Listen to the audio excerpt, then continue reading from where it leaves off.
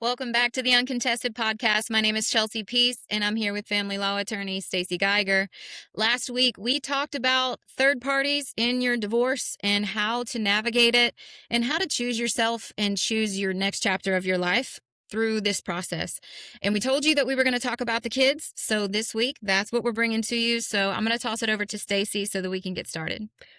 Thanks, Chelsea. So where we left off last time was we were focused at least on the conflict where there's a third party involved, right? And what we did not discuss is how that affects your children, because there could be 1, 2, 3, 4 kids behind you, and kids see a ball of rage or anger or just sadness, but they're not involved in the why necessarily, and hopefully not, but it genuinely affects them, and you need to be cognizant of that, right? Because your kids, they still love both of you, maybe equally. And the idea is that you want to be able to keep that bond, but handle your emotions outside of it. Absolutely. And I know me personally, whenever I was going through this, we talked about this. I read a lot of books on, divorce for dummies and, how does that affect the kids for dumb. I don't know. There's some sort of handbook that I read out there.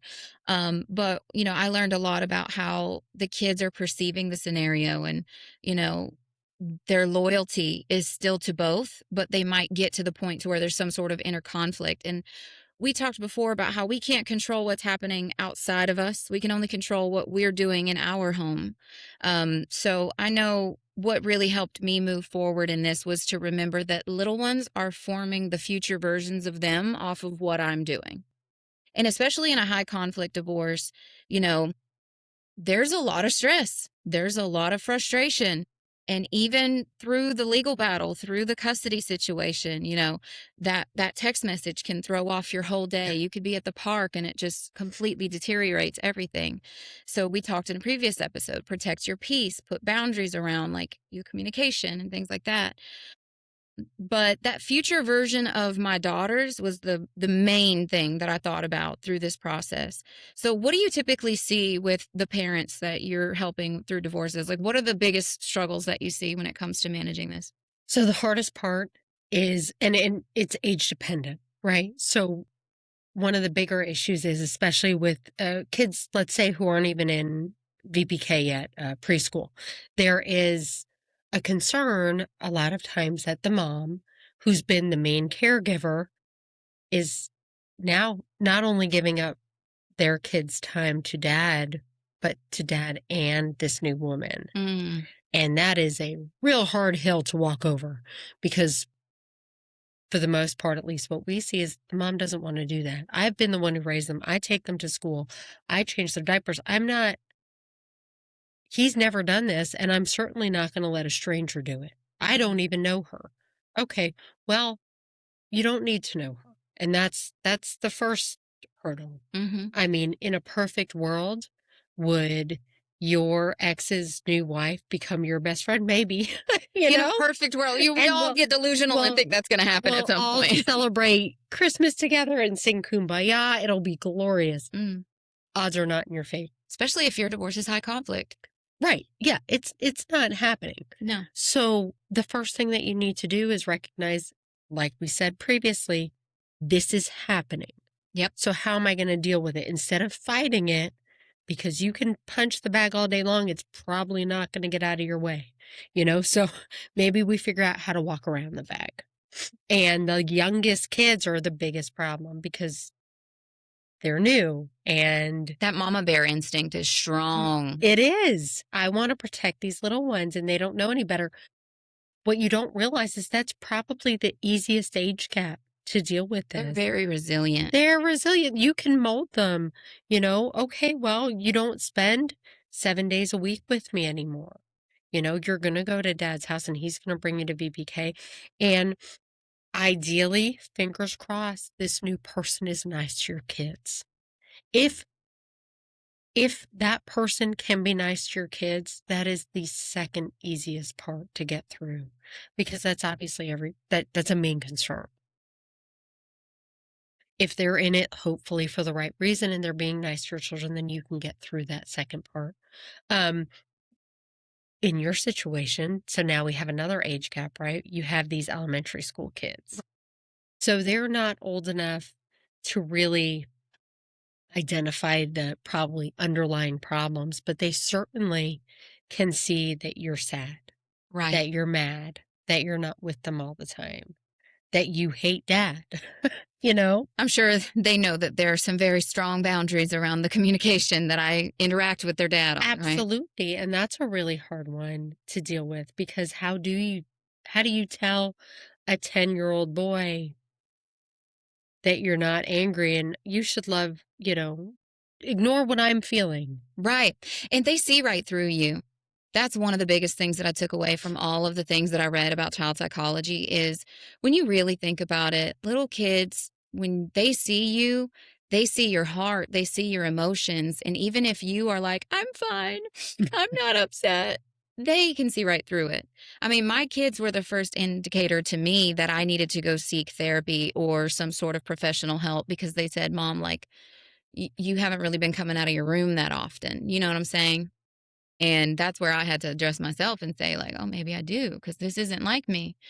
And that's kind of where I want to go with this episode too, is it's okay to need help to move through the process. And it's okay because those little kids, you got them in therapy. We talked about that in a previous episode, right? We got the kids in therapy. You can probably use some of that yourself and model to them that, hey, not only am I getting you in it, but I'm getting me in it too.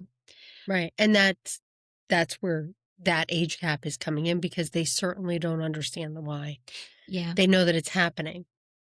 But then you now have your middle schoolers, right? Your 11, 12, 13-year olds, and that's a different one. they sound mad. You just said They that, they are sound mad. they are mad. Mhm. And because they probably see it, they see another woman, they see another person in their house or picking them up.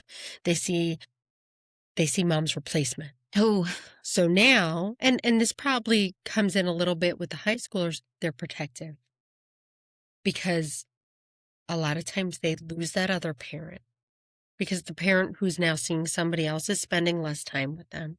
It just is. And they're not their number one priority.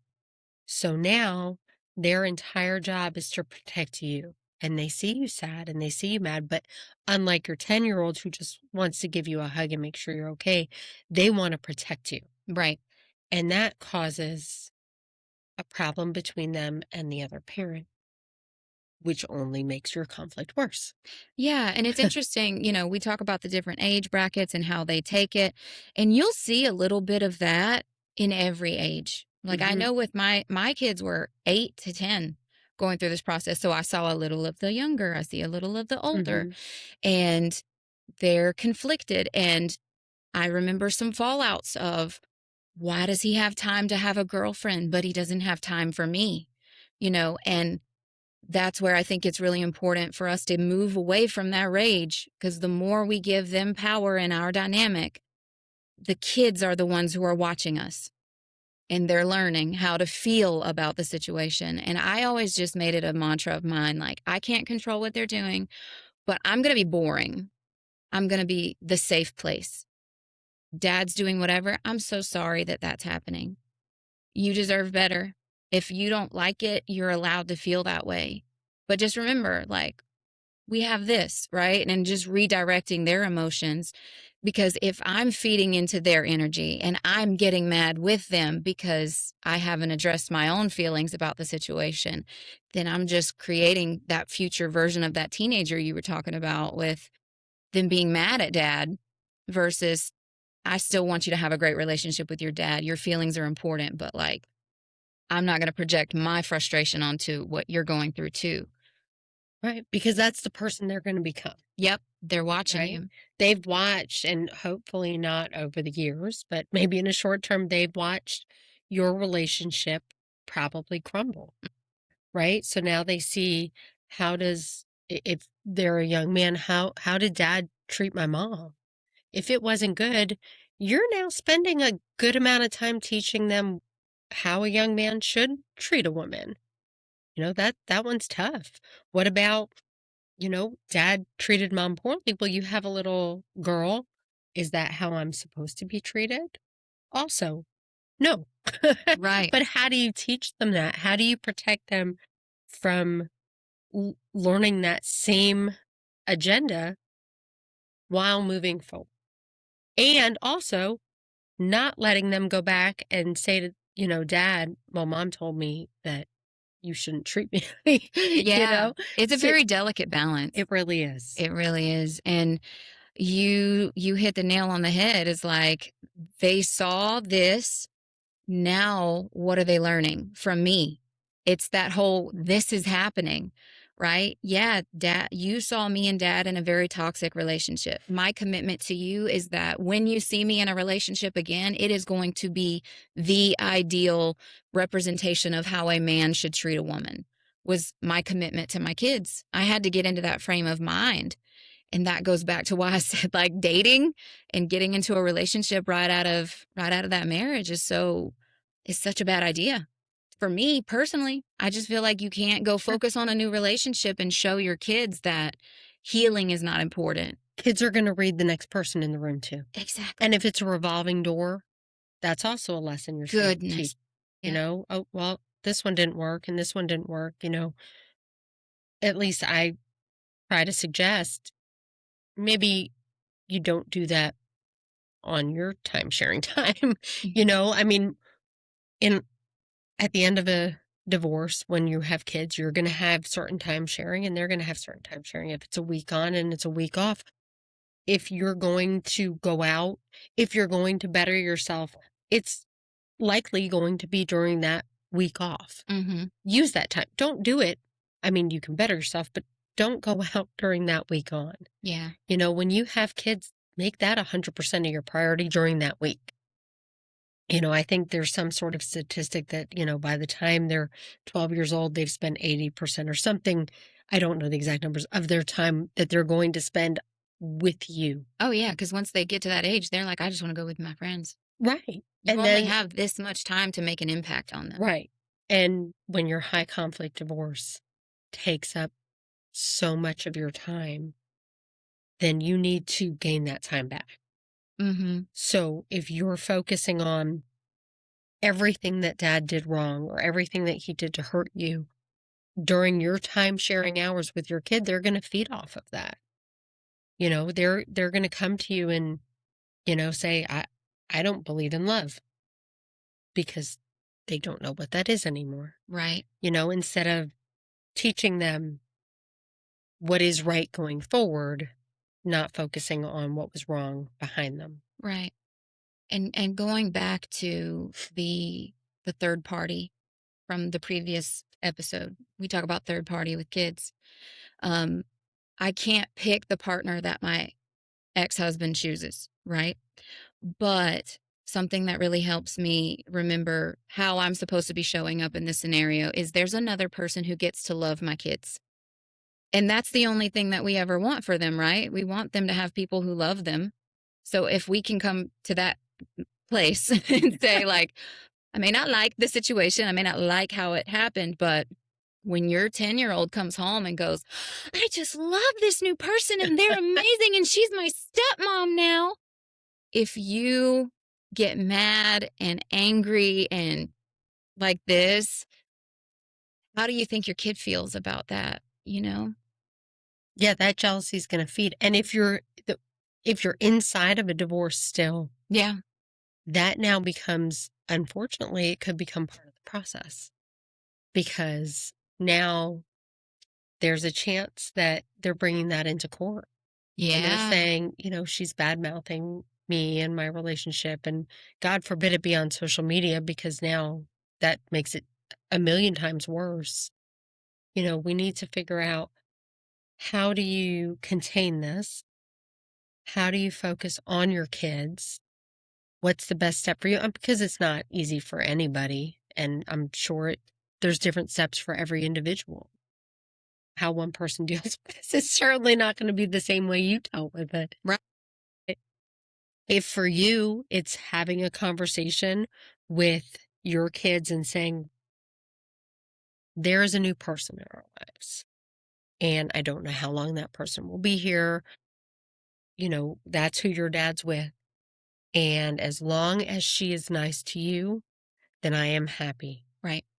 And be truthful. Like, I think you got to practice that conversation in the mirror with yourself a few times before you go to try to sell it to your kids. Cause I'm telling you, they know, they will know. It helped me to mentally imagine, those mirrors at like, what is it, Ripley's Believe It or Not, where Mhm. I'm looking at the mirror, but somebody's on the other side looking through. Sometimes we get so stuck in our own experience, especially when I think about this, a high conflict divorce. Like, I remember telling people that I was going through a divorce, and they would be like, people do that every day. And I'm like, I don't think you realize what this is like, and you get so stuck in how bad it is, how frustrating it is, how disappointing it is. Um, to remember that on the other side of that mirror, where you're so stuck in your experience, little ones are watching. They're watching. Like, so if you can always just get into that frame of mind too, they can see your facial expressions when you're delivering that news, dad's getting married versus your dad's getting married. Good for them. I'm so happy for them. Those are two different conversations. Sure. And you don't have to be so happy, Yeah. just borderline like, "Oh, dad's getting married, so I guess you're going this weekend. Yeah. Or is there an invitation?" I mean, I don't know, but try not to make it hate. And remember, nobody can take your place. No.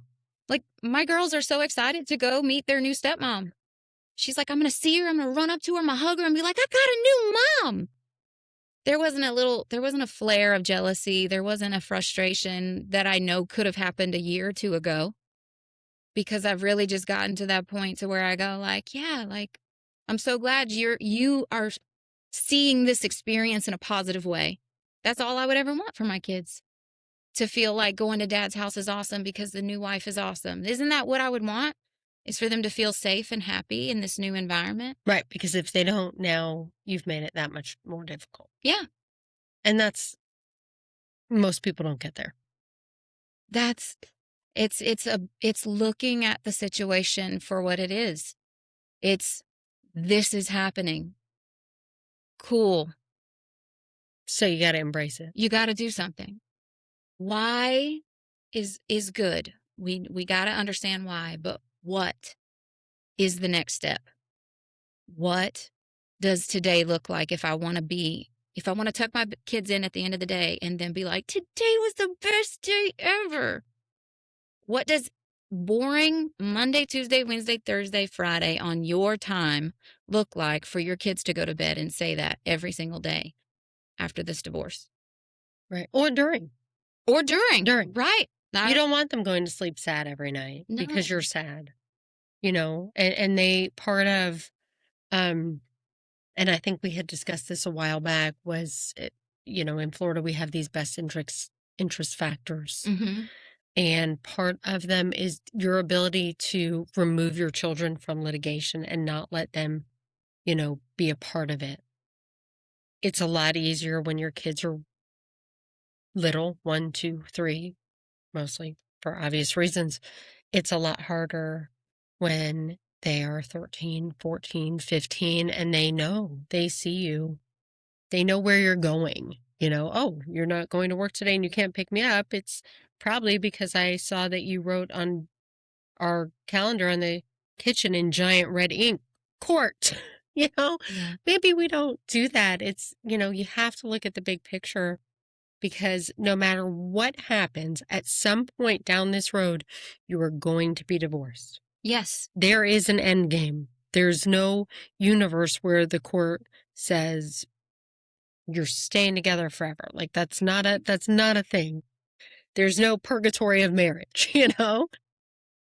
You will be divorced and you're still going to have children. Yeah. And you need to be able to have that conversation with them, but not in a bad way and not so that they saw the entire thing go down. Yeah. I love that, when my kids are 30, they'll be like, if they ever ask and they figure it out, they're like, it was that bad, like I want you to know that you were able to live your childhood and not worry about adult problems.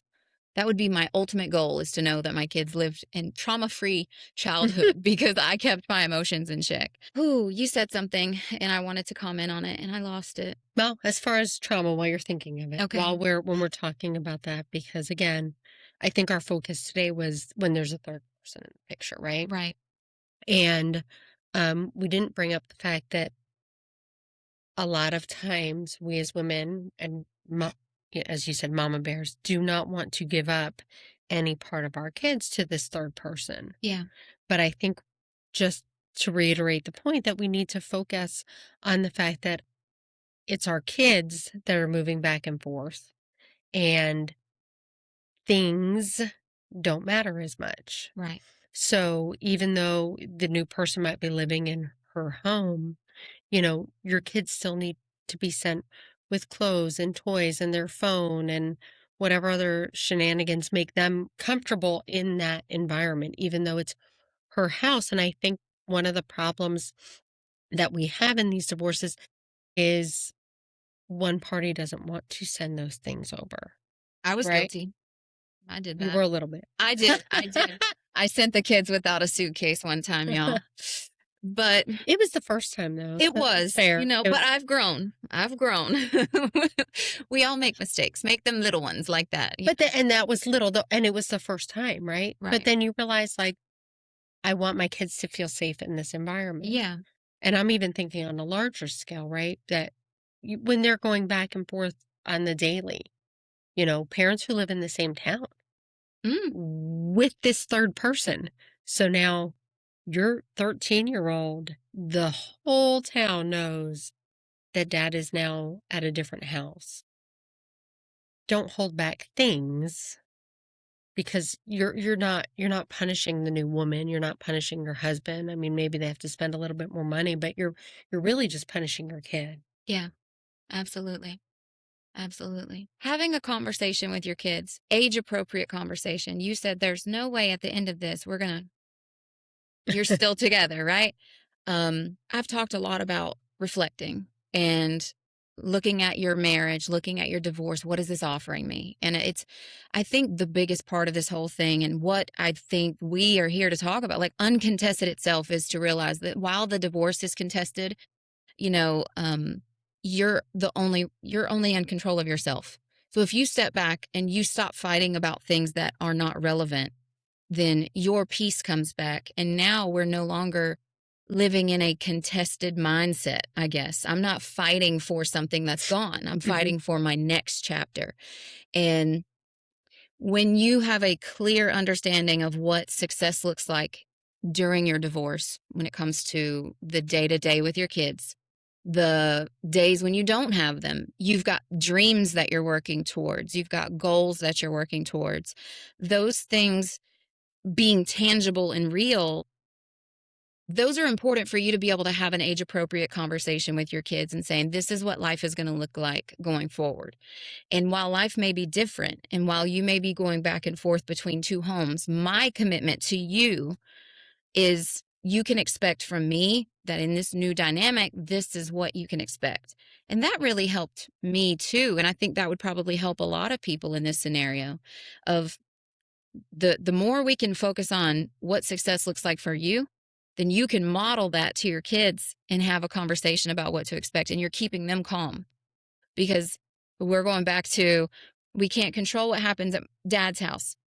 I can be happy that you have a new stepmom, but that doesn't mean that when you go to their house, when you lay down at the end of the day, that you still don't have, you don't hear conversations you're not supposed to hear. And you hear things being said about me, and then you have questions when you come home, right? Like, I can't control those sort of things. So that might be another question that we have for you from a legal perspective, is once we're out of the high conflict divorce and custody papers are signed, parenting plan is in place, and now we think gloves are off, kids are hearing things that they're not supposed to hear. What do you see play out in those scenarios? That's when everyone comes back and wants to modify everything. Is that an option? It depends. Everything, the standard legal answer. It depends. Okay.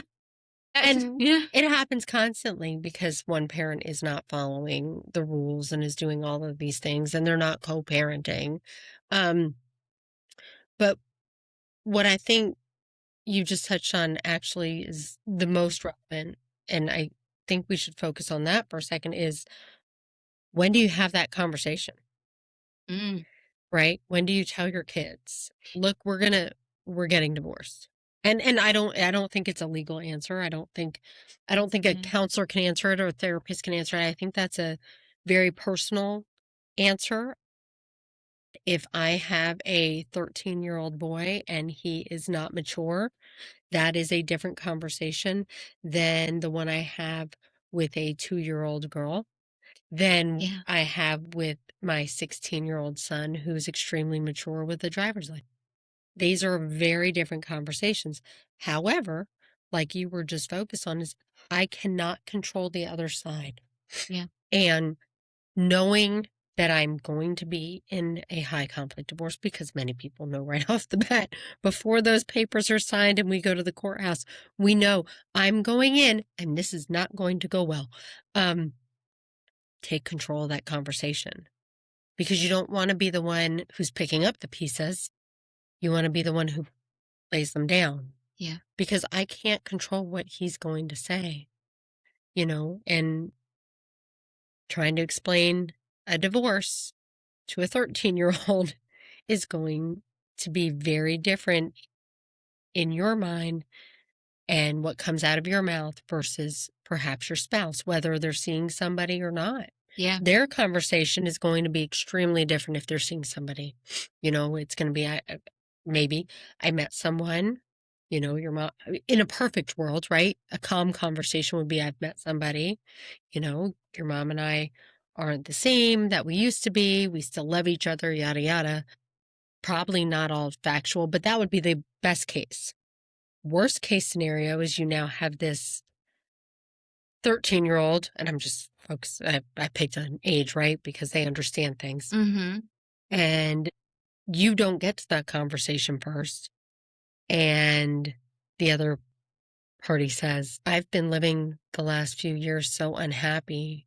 Your mom promised me all of these things and none of them comes true. Maybe she doesn't work hard. Maybe she drinks too much. It could be all these things and they might not be true. She doesn't clean up after herself. mm, And you can't control that narrative. I can control my narrative. And if I lay it first in a calm way, and my biggest concern is my kids, then I'm going to create a narrative that I want them to hear. And it's not going to be bashing the other person. yeah, It's, how do I keep this as neutral as possible? Explain to them what's going on, that they're not a part of this, yeah, that we're going to work through it and make sure that they are not involved at all times, that I'm going to make sure that they spend as much time with dad as they can. But as far as this legal battleground, you're not a part of it. And then when the other person comes in and says, she's the worst mom on the planet, hopefully not, you know, well, he or she's already heard the other side of the story. and I'll say this too, sometimes you're not able to be the first person in the conversation, Right. and one of the things that I talk to my girls a lot about is when you are paying attention to someone's behavior and they have to start, well, this and that, and defending their position, a lot of times that's because they feel guilty about what they're having to defend. I teach them a lot that as long as you know your truth, God knows your truth, and you know that what's being said about you isn't true, then rest in that. Be the boring parent. I have twins. One is just like me, one is just like her father. They're the conversations with him are different between the kids than mine are, right? Like, I'm not there. I don't know what they talk about, but I know what I see in my home. And I think a lot of things that we touched on today is that the kids are watching, but we didn't really touch on is they're perceiving it differently. I mean, my kids are a minute apart. One is like, cool, divorce, fine, whatever. The other one is like, this is the worst thing that could happen ever. So just remember that, you want to be the boring parent. You want to be the one that your behavior shows up over time as consistent, safe, predictable, because that's truly what your kids need.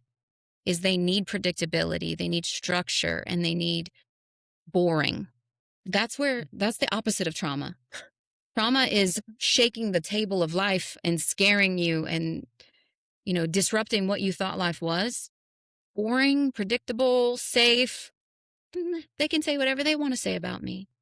I'm glad that you had a good time, is exactly what your kids need from you. Once you can get to that point, that's exactly what your kids Right. need from you. And like we said, that minimizes the conflict. Yeah. That's going to maybe turn some of this high conflict into a lesser conflict. And it's also one of the reasons you might be able to get more time with your kids. If you don't involve them, then you've now won on the scale of that factor. Yeah, absolutely. Because you put their experience at the forefront versus trying to prove a point, which I feel like is what a lot of us can get caught up on in the beginning of the high conflict situation is we want to prove a point that we deserve, that we are the better parent, that we're the better spouse, whatever it is.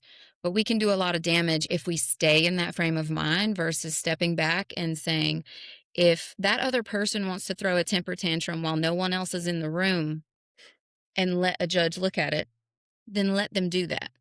I'm going to be over here creating a safe space for my kids, creating healthy patterns in our life, and saying that you know exactly what to expect Monday when you get home from school, Tuesday when you get home from school, when you're with me, because that's all I can control.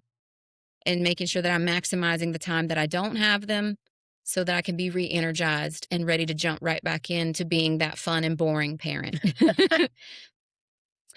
Stacey, is there anything else that you feel like we didn't get to today that maybe we can touch on in the next episode?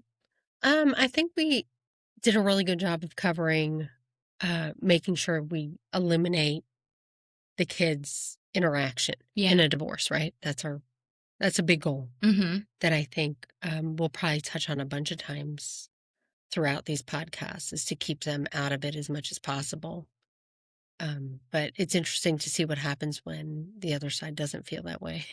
Yeah, absolutely. And I think that it's important to remember that you are probably not going to see eye to eye with this person until your kids are going to turn 18. And yeah, while the paperwork doesn't really matter anymore when your kids are getting married at 30, or you're going to your grandkids being birthed, that person's going to have to be there.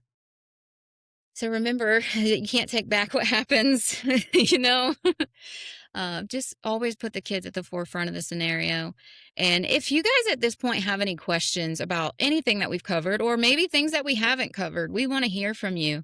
um, we're passionate about this because, number one, I went through it, healed from it. Now I help women who are going through it to move through the process and build a life that they love. Stacey's here to help you with the legal process, or your attorney should you hire a different one. But we're answering the questions that haven't been asked before. And I don't know that anybody asked us to answer them. So we're just having a good time. But we'd love it if we got some questions from you, got some comments from you on how you're enjoying the series so far and what do you want to see more of. And we'll catch you on the next episode of Uncontested.